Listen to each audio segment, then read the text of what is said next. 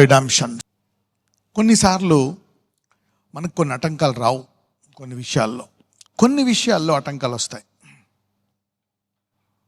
కొంతమంది జీవితం బాగుంటుంది, స్మూత్గా నడుస్తూ ఉంటుంది. కొంతమందికి కొన్ని కష్టాలు ఉంటాయి. కొంతమందికి మరీ అప్ అండ్ డౌన్. లైఫ్ ఎలాగుంటుందంటే లైఫ్ అండ్ డెత్ సిచ్యువేషన్ లాగా ఉంటుంది. హారర్ మూవీ లాగా ఉంటుంది. ఎవ్రీ డే మరణ భయం, వేదన, అప్పులు, కష్టాలు, బాధలు. కొంతమంది అలా నడుస్తూ ఉంటాయి. So of course everybody has their own struggles, new beginnings, so we'll expect something new, right? So ee roju nunchi I want you to claim some things in your life. Okay, ఒక్కొక్కసారి ఎందుకు మన జీవితాలని దేవుడు ఒక్కొక్కసారి కొన్ని కష్టాలు గుండా వెళ్ళనిస్తాడు అంటే, ఆ శోధనల్లో, ఆ వేదనల్లో, ఆ బాధలో వెళ్తున్నప్పుడు దేవుడు మనలోని కొన్ని తీసివేస్తాడు, కొన్ని నింపుతాడు. He approves some stuff and he fills some stuff. He allows tribulations in our life to take something off and to fill something. మోషేకి ఎన్నడూ రాని ఒక కష్టం వచ్చింది. అంతసేపు మహారాజులా బతికాడు. ఎప్పుడైతే ఇక నేను నా ఉద్యమాన్ని నేను ఇంప్లిమెంట్ చేస్తాను, నేను కార్యాచరణలో పెడతాను అని అనుకున్నప్పుడు తన కోపాన్ని తప్పు మార్గంలో చూపించి మరి మొత్తము కోల్పోవాల్సి వచ్చింది. రాజ్యాన్ని కోల్పోయాడు, తన ప్రజలను విడిపించే మార్గాన్ని కూడా కోల్పోయాడు, వెళ్ళిపోతాడు. అయితే దేవుడు దాన్ని ఉపయోగిస్తాడు. అతని యొక్క పొరపాటును ఉపయోగించి 40 సంవత్సరాలు మళ్ళా అతన్ని వెయిట్ చేసేటట్టు చేసి అతన్ని ఖాళీ చేస్తాడు. ఐగుప్తులో నింపిందంతా కూడా ఖాళీ చేసి ఆ కోపాన్ని, తన యొక్క సామర్థ్యాన్ని అంతటినీ ఖాళీ చేసి మరి ఆ తర్వాత మళ్ళీ ఇంకో సంవత్సరాలు నింపి మోషేని నడిపిస్తాడు. So your trials and tribulations are not wasting your time are not destroying you. In fact they are empowering you.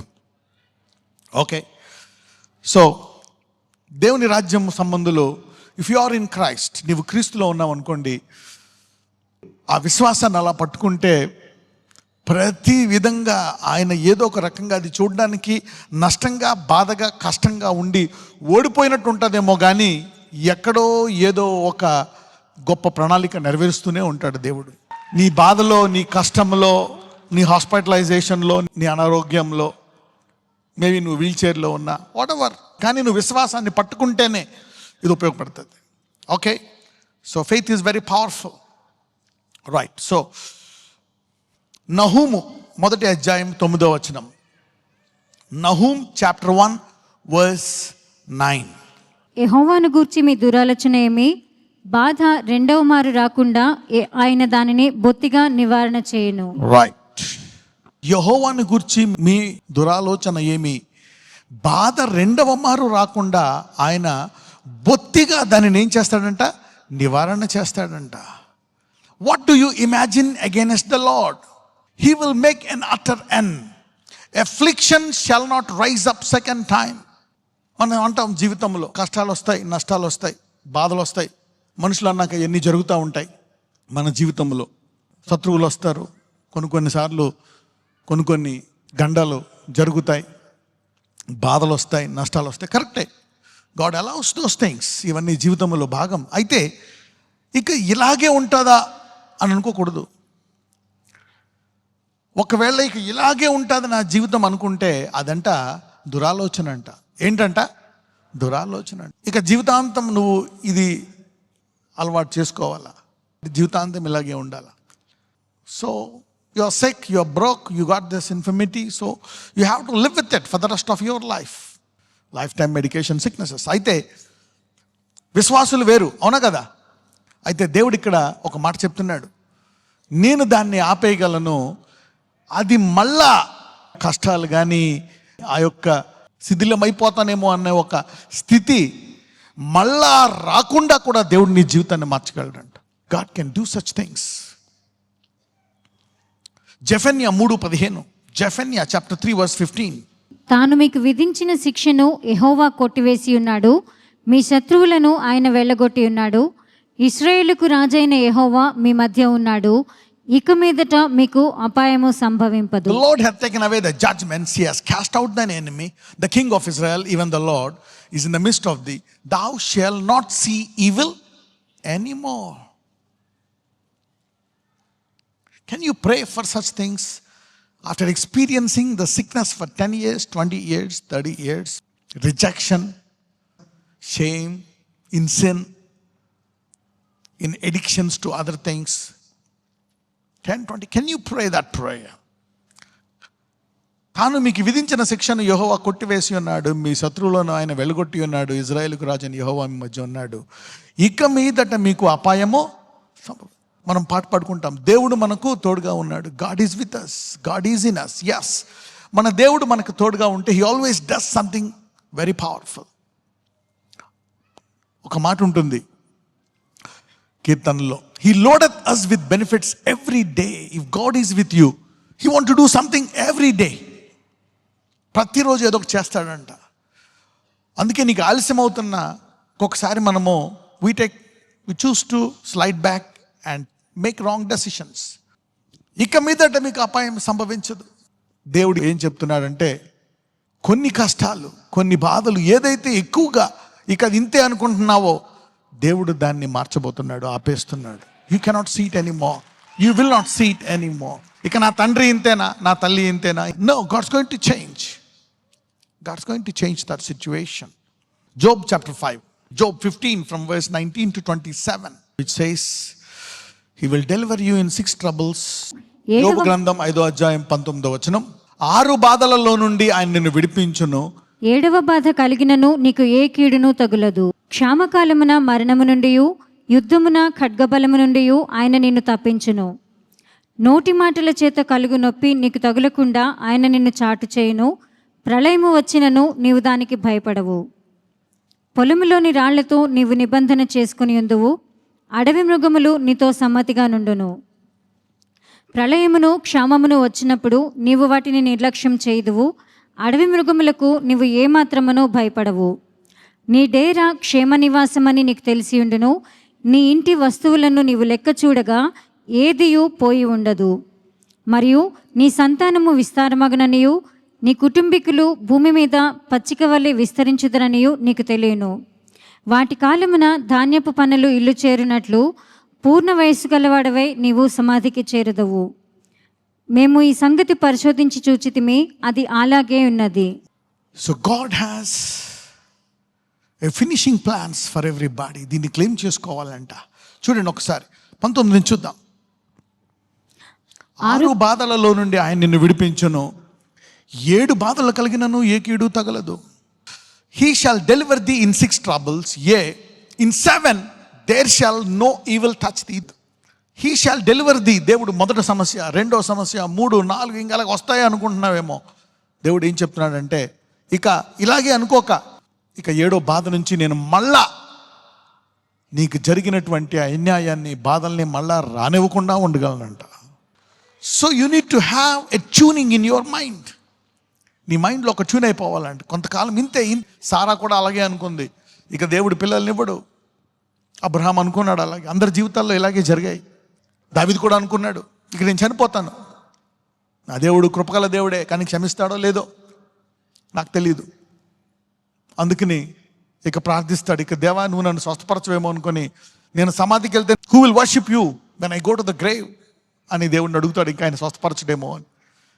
So God has plans. మళ్ళా అటువంటి మరణ సంఘటన దావీదుకు మళ్ళీ ఎప్పుడైనా వచ్చిందా? రాలే. అతను చక్కగా ముగించాడు.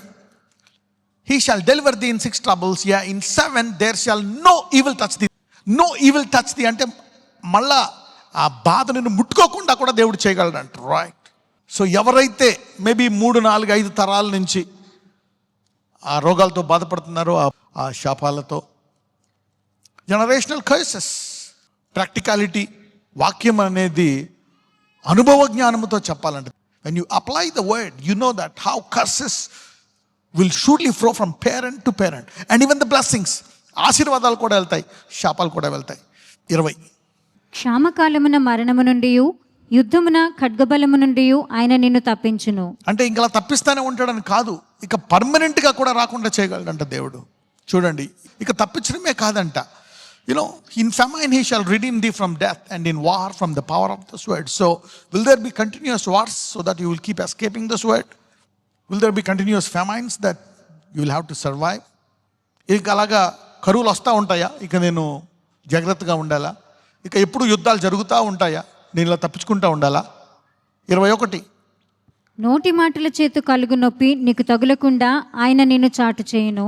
ఖడ్గము కాదంట, forget the knife, forget famine. కరువు వదిలేసాయి, కత్తి వదిలేసాయి, నోటి మాట చేత నిన్నెవరో ఇబ్బంది పెట్టకుండా కూడా నేను కాపాడగలనంట. Forget the sword. You see what God can do. కత్తి పడ్డం సంగతి తర్వాత, God can protect you to such an extent that even he will not allow a negative word to come on you. Forget the famine and sword. You see the way that God is going to do. If God is in the midst, if God is in the midst, మనం ఇంక ఇంతే అనుకుంటాం అనమాట. నిరీక్షణ రాదు, విశ్వాసం రాదు,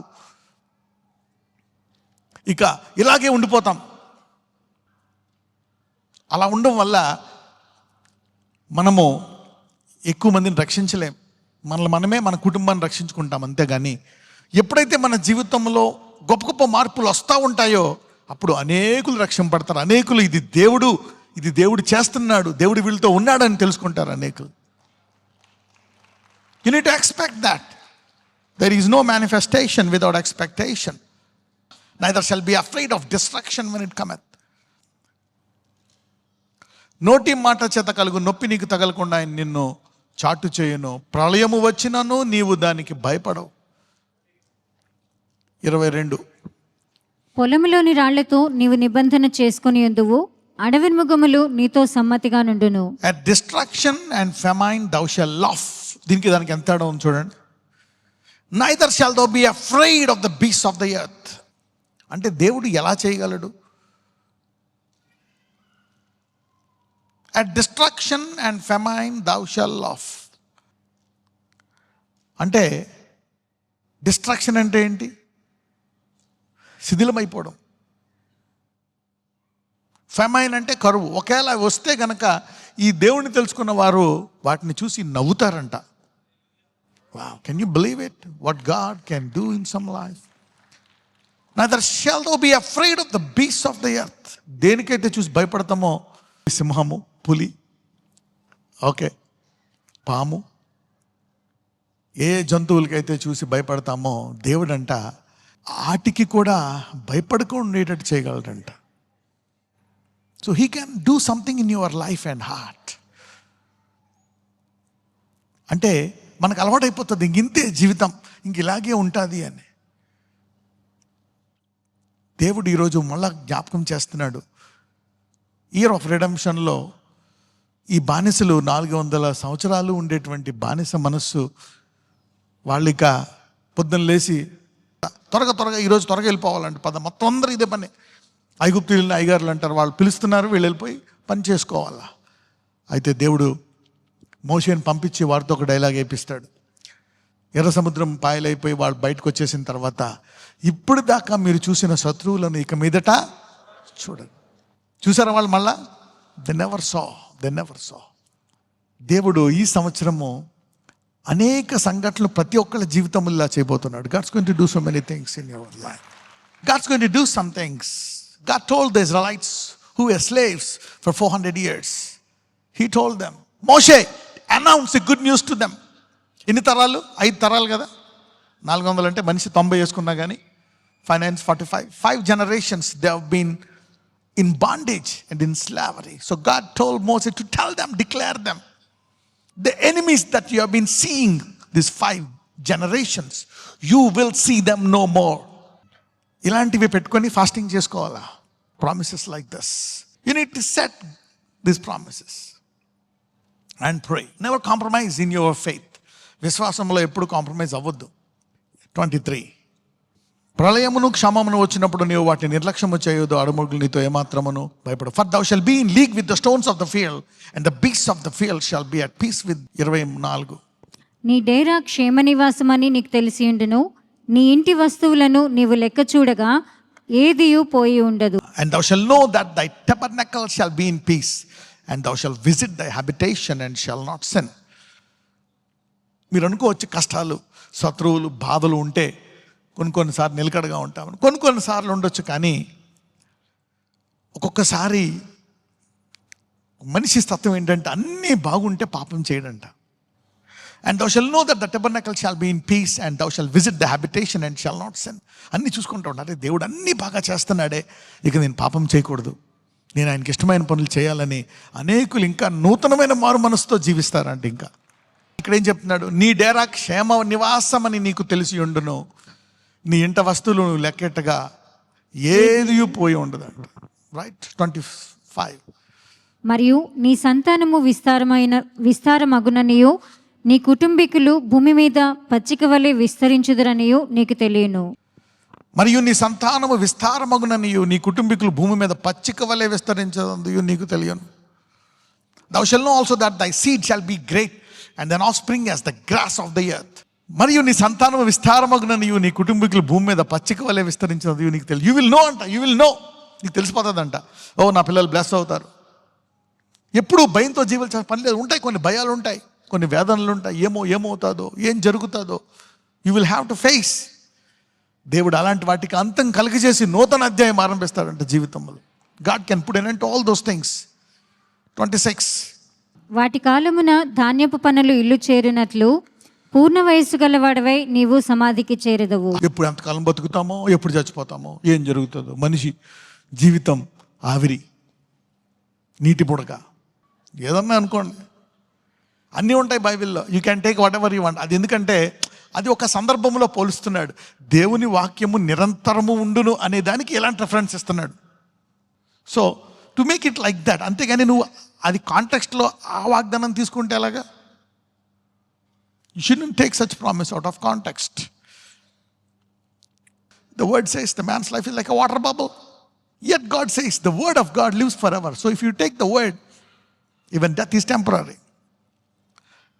Thou shalt come to the grave in a full age, like as a shock of corn cometh in his season. వాటి కాలమున ధాన్యపు పనులు ఇల్లు చెరువునట్లు పూర్ణ వయసు గలవాడై నీవు సమాధికి చేరదు. Somebody is claiming this promise. నీ తల్లి మీద, నీ తండ్రి మీద, నీ పిల్లల మీద you can claim this promise. అంటే ఎందుకు ఈ వాక్యం చెప్తున్నాడంటే ప్రతి ఒక్కళ్ళకి ఒక 6 సాక్ష్యాలు వస్తాయేమో. ఎప్పుడు కొట్టుకునే భార్య భర్తలు కొట్టుకోరు, ఎప్పుడు ఉండే రిపోర్ట్లు ఉండవు, ఇంజక్షన్లు ఉండవు, విజిటింగ్లు ఉండవు, ఆపరేషన్లు ఆగిపోతాయి. God can put an end.